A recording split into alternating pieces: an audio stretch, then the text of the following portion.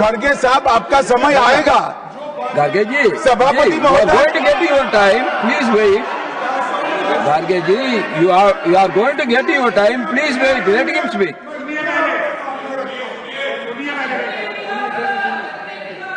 मान्यवर, 50वें पड़ाव पर वंदे मातरम को सीमित कर दिया गया।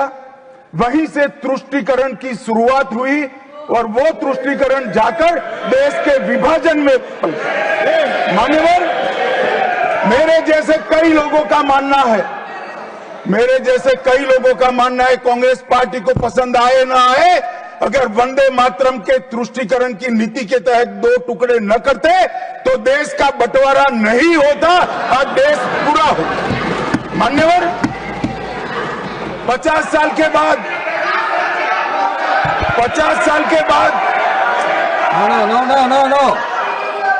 No, nothing will go on record except honorable minister's speech.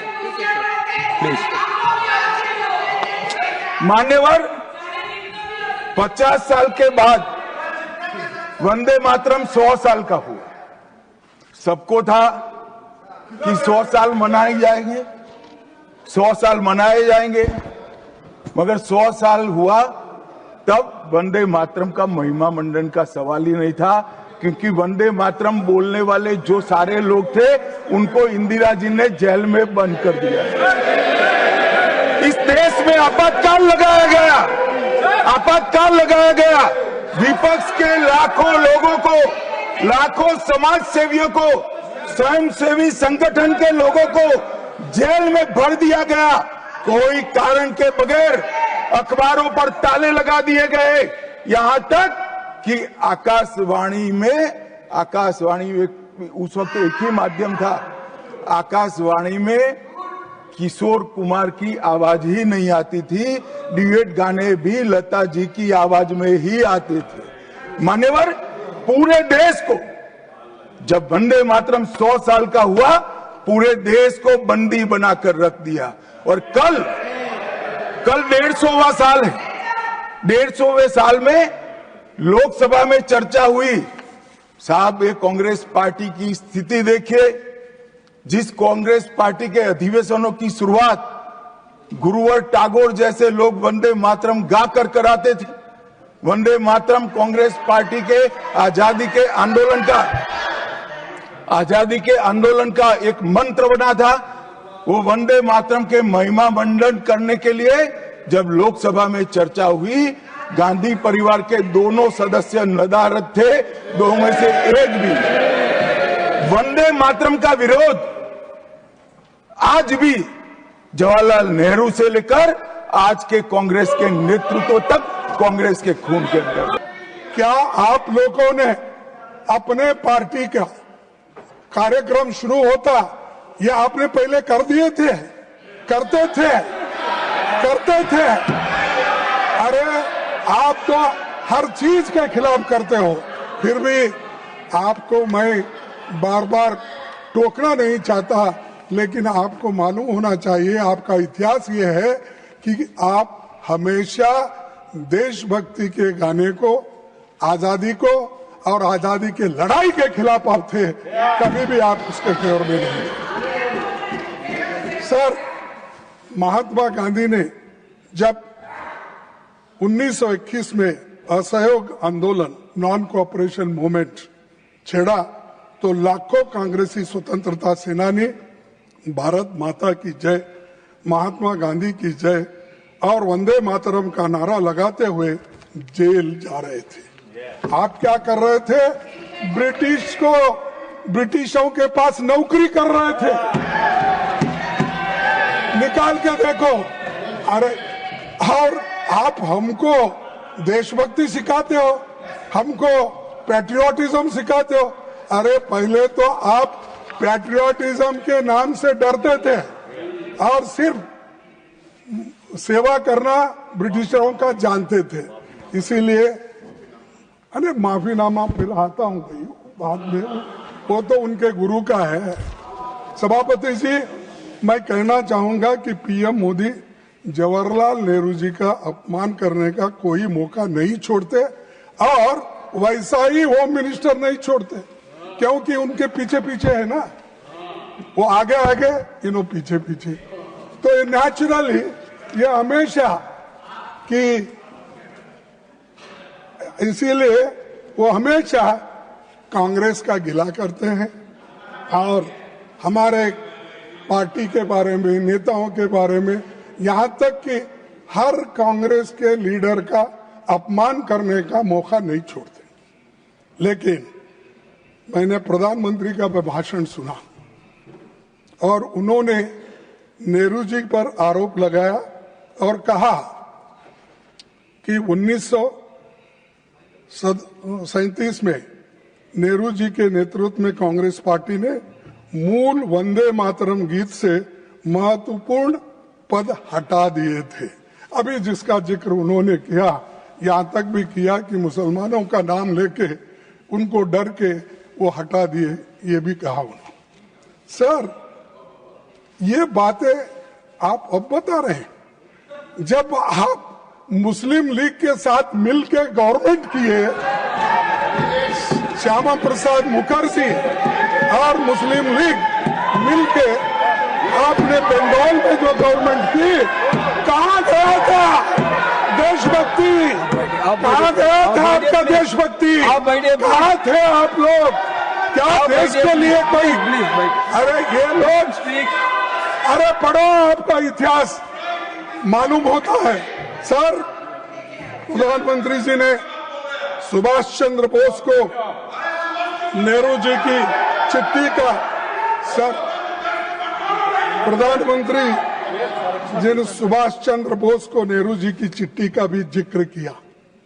हमेशा की तरह उन्होंने फिर से सदन को गुमराह किया। प्रधानमंत्री के आरोप तथ्य से परे हैं और लोगों को भ्रमित करने वाली है। सर, सच्चाई ये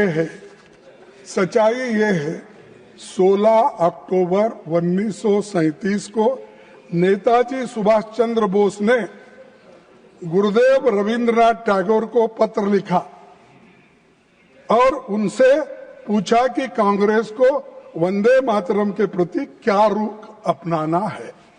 ये किसने लिखा? नेताजी सुभाष चंद्र बोस। उनके बारे में भी डाउट है आपको? इसके अगले दिन 17 अक्टूबर को नेताजी ने नेहरू जी को पत्र लिखा और सुझाव दिया कि नेहरू जी को इस विषय पर गुरुदेव से व्यक्तिगत रूप से मिलना चाहिए। ये सुभाष चंद्र बोस के वाक्य है।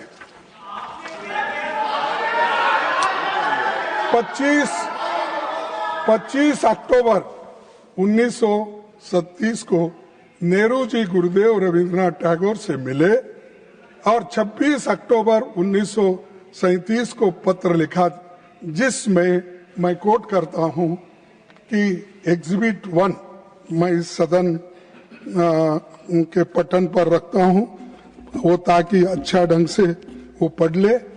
मैं कौन है नहीं यहाँ पर, कोई रहता नहीं पटन, अरे कौन नहीं आया, ये पटन में रखता हूं और मैं कोट करता हूं रविंद्रनाथ टैगोर जी ने क्या कहा। In offering my own opinion about it, I am reminded that the privilege of originally setting its first stanza to the tune was mine. To me, the spirit of tenderness and devotion expressed in its first portion, the emphasis it gave to beautiful and beneficent aspects of our motherland, made a special appeal, so much so that I found no difficulty in disassociating it with the rest of the poem. पढ़ो और एक बार। I found no difficulty in disassociating it with the rest of the poem. The first two stanzas are such that it is impossible for anyone to take objection to.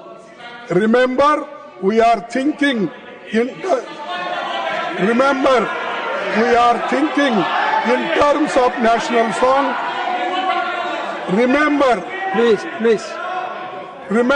आप बैठिए. we are thinking in terms of national song for all India. This is Rabindranath Tagore's words. Are you against it? You want to condemn this? This is Rabindranath Tagore's stanza. He accepted it and that is continued.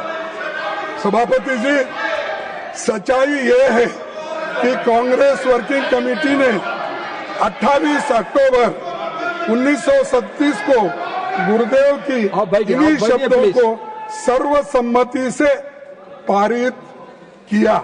कहां पर? तो ये जो इस प्रस्ताव पर सहमति व्यक्त करने वालों में प्रमुख नेताओं के नाम है, पढ़ता हूं। महात्मा गांधी जी, आपको ऑब्जेक्शन है? मौलाना आजाद जी, पंडित नेहरू जी, नेताजी सुभाष चंद्र बोस जी, डॉक्टर राजेंद्र प्रसाद जी, सरदार पटेल जी, जेपी कृपलानी जी, गोविंद वल्लभ पंत जी, ये सभी नेता लोग एक सहमति से उन्होंने कहा ये कांग्रेस वर्किंग कमेटी के प्रस्ताव के और ये प्रस्ताव में क्या है? The committee wishes to point out that the modern evolution of the use of the song as part of national life is of infinitely a greater importance. Therefore, the committee recommends that wherever Vande Mataram is sung at national gatherings, only the first two stanzas should be sung. With perfect freedom to organize to sing any other song of unobjectionable character can be sang. ये working committee में मंजूर हुई। क्या नेहरू जी अकेले थे? क्या गांधी जी नहीं थे? सुभाष चंद्र बोस नहीं थे? कृपलानी नहीं थे? मदन मोहन मालवीय नहीं थे? आजाद जी नहीं थे? इनका अपमान कर रहे हो आप, इन सब का अपमान कर रहे हो। और ये सभी बड़े नेताओं का सम्मिलित निर्णय था। फिर नेहरू जी को अकेले क्यों टारगेट करके प्रधानमंत्री वही बार बार बोलते हैं, यहाँ होम मिनिस्टर बोलते हैं। और इसका एक प्रति भी मैं आपके सामने रखूंगा। नंबर 2 यहाँ है सर, देख ये दूसरा नंबर है, मैं ये भी पठन पे रखूंगा। प्लीज ये पढ़ लीजिए, क्योंकि आप नहीं पढ़े होंगे कांग्रेस का इतिहास। सिर्फ आप गोलवरकर का, मनुस्मृति का ये किताबें पढ़े हैं, ये भी जरा पढ़ो, इसीलिए मैं आपको दे रहा हूं। सर, इस मुद्दे पर एक नया विवाद खड़ा करके मोदी जी ने न केवल राष्ट्रीय नायकों का बल्कि विशेष रूप से गुरुदेव रविंद्रनाथ टैगोर का भी अपमान किया। यह नेताजी सुभाष चंद्र बोस का भी अपमान है, जिन्होंने वंदे मातरम को स्वतंत्रता संग्राम की धड़कन बना दिया, और उसी पूरी पीढ़ी का भी अपमान किया जिसने जेलों की यातनाएं नहीं सही, लाठियां खाई और इस गीत को अपने हृदय में रखकर देश के लिए प्राण न्यौछावर कर दिए। इसीलिए मोदी जी को, आपको देश से माफी मांगना चाहिए, जिन्होंने देश के आजादी के लिए लड़ा, अपनी जान दिया और सैकड़ों दिन जेल में रहे और हर तरीके के मुसीबत झेले, और भगत आज कुछ किए बिना आप ना लड़े, कुछ भी नहीं, फुकट में आके बैठे हैं और आज ये बात बोल रहे हैं। और आजादी लाए हम तो इसीलिए ये लोगों को उसका ये मालूम नहीं है वैल्यू। सर, सभापति जी, मैं सदन को याद दिलाना चाहूंगा कि हिंदू महासभा और आरएसएस ने स्वतंत्रता संग्राम में भाग नहीं लिया था। यही नहीं, उन्होंने भारत के संविधान की प्रतियां भी जला दी थी। उन्हें आपत्ति थी कि जो बाबा साहब अम्बेडकर ने संविधान बनाया था वो मनुस्मृति पर आधारित नहीं था, इसीलिए हम उसको मान्यता नहीं देंगे। और यहीं पर उसको जलाया गया दिल्ली में। उन्होंने महात्मा गांधी, पंडित नेहरू और अंबेडकर के पुतले यहीं रामलीला मैदान पे जलाए। ये इतिहास है, आप पढ़िए। और जो संविधान को मानने वाले नहीं हैं और हमसे बार बार कहते हैं कि तुम क्या किए, तुम क्या करें, क्या तुम्हारे घर में नौकरी करना, क्या किए देश के लिए करें। हमारे लोग मरे, जेल में गए। सर, भारत के संविधान लागू होने के 2 दिन पहले, सर ये सुनने की बात है, भारत के संविधान लागू होने के 2 दिन पहले 24 जनवरी 1950 डॉक्टर राजेंद्र प्रसाद जी ने ये कहा था, the composition consisting of words and music known as Jana Gana Mana is the national anthem of India. And the song Vande Mataram, which has played a historic part in the struggle for Indian freedom, shall be honored equally with Jana Gana Mana and shall have equal status with it. ये हमारे भूतपूर्व, हमारे राष्ट्रपति जी का है, इसको भी आप नकारते हैं। अरे जो चीजें इतिहास के पन्नों में आए हैं, तारीख लिखा है, उस तारीख को भी आप मानने वाले नहीं हैं। तो मेरे को समझ में नहीं आ रहा किस चीज को मानते हैं। क्या हिटलर के बुक को मानते हैं, किसके लिए? और हमेशा आपकी आदत हो गई है कि कांग्रेस को गालियां देना और नेहरू जी को टारगेट। अरे नेहरू जी का इमेज खराब करने के लिए अगर आप बैठे हैं, वो नामुमकिन है, वो सबसे ऊंचा है दुनिया में उसका नाम है। अब उतना ऊंचा आप कभी नहीं बन सकते, आप नीचे है, नीचे ही रहेंगे। सभापति जी, बीजेपी के लोगों को वंदे मातरम की याद कई दशकों के बाद आई है, परंतु मैं सदन को याद दिलाना चाहता हूं कि वंदे मातरम की 100वीं सालगिरह के मौके पर वंदे मातरम पर पहला स्मारक पोस्टल स्टैंप 30 दिसंबर 1976 को श्रीमती इंदिरा गांधी जी के कार्यकाल में जारी किया गया है।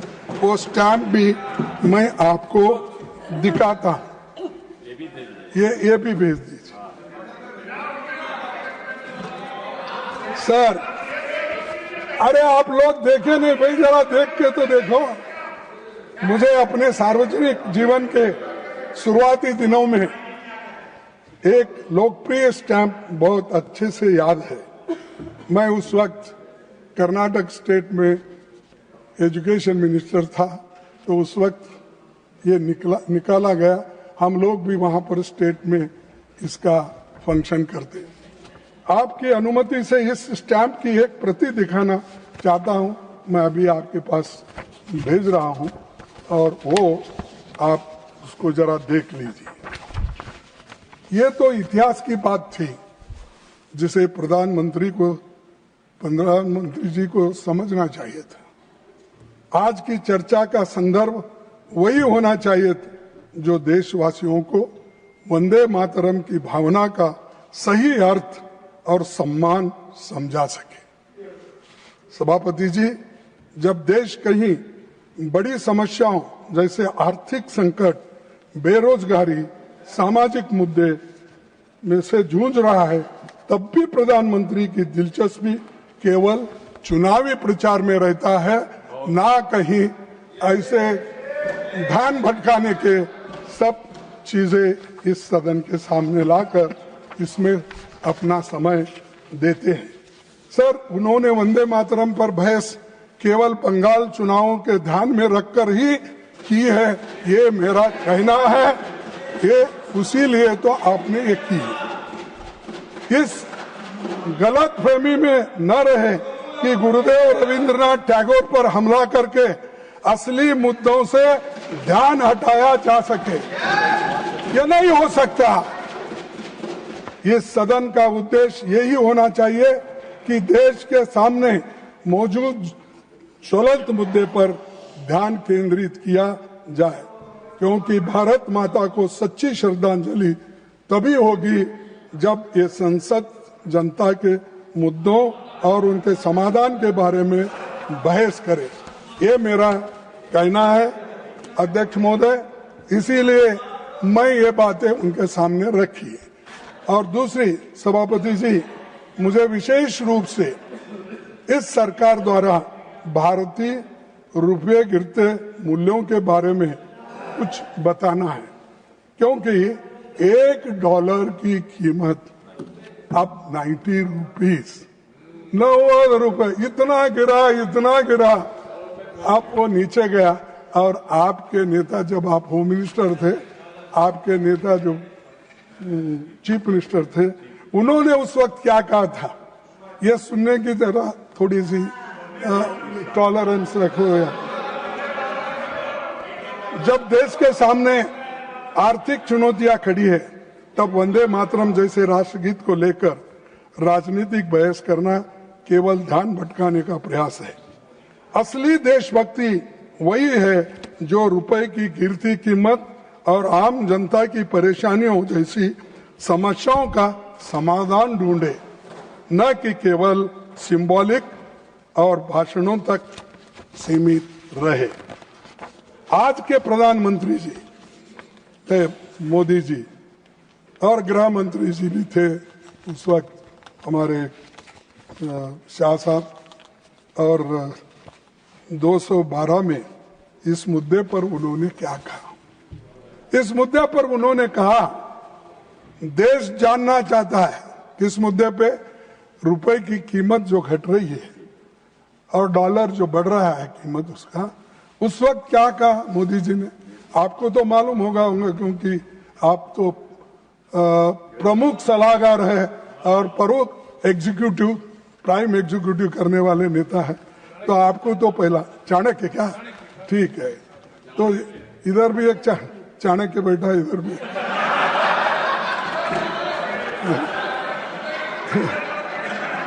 तो अरे बेटो, देश जानना चाहता है। प्रधानमंत्री जी, ये उन्होंने कहा, देश जानना चाहता है। प्रधानमंत्री जी मनमोहन सिंह जी को कहते हैं, ऐसा क्या कारण है कि आज अकेला हिंदुस्तान का रुपया डॉलर के मुकाबले गिरता ही चला गया, और मैंने साफ मांग की है, यह सिर्फ आर्थिक कारणों से नहीं हुआ, ये आपकी भ्रष्ट राजनीति को दिल्ली से चली इसके अंदर बहुत बड़ा रोल है। मैं बहुत गंभीरता से ये आरोप कर रहा हूं। क्या आपके पास भी ऐसा ही हुआ? आप भी भ्रष्ट हैं? आप तो बोलते मैं पाक हूं, स्वच्छ हूं, कहां है?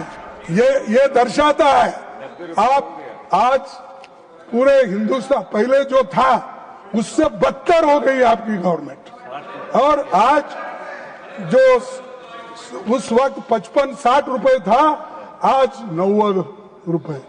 अरे गिर गया, इतना गिर गया, आज वो हिमालय से नीचे गिरने के बाद आदमी